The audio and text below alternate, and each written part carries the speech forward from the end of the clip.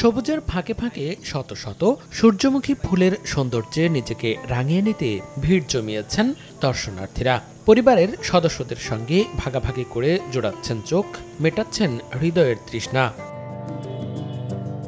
শহরের খুব কাছাকাছি হওয়ায় এই সূর্যমুখী ফুলের বাগানে প্রতিদিনই বাড়ছে প্রকৃতি প্রেমীদের ভিড়।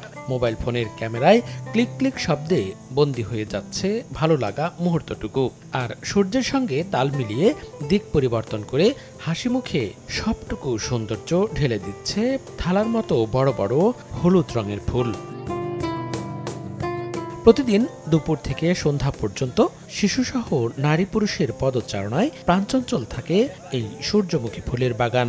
জেলার গণ্ডি পেরিয়ে আশপাশের জেলা থেকেও দলে দলে মানুষ আসছেন সূর্যমুখী ফুলের 14 বিঘার বিশাল বাগানটি এক নজর দেখতে।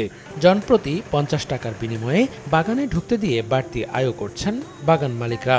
আমি আসছি এখানে, আমার ফ্রেন্ড আসছে, ও ছবি ফটোগ্রাফার, তো ওকে নিয়ে আসছি কিছু ছবি ওঠানোর জন্য। অনেক ভালো লাগতেছে ছবি তুলতে, প্রাকৃতিক পরিবেশে অনেক সুন্দর। আমরা জামালপুর থেকে আসছি, আজকে রোববার অফিস থেকে ছুটি নিয়ে দেখলাম অনেকে ছবি তুলতেছে, ভিডিও বানাইতেছে, তাই আমি পাশাপাশি 2-1টা ছবি আর ভিডিও বানাইতেছি।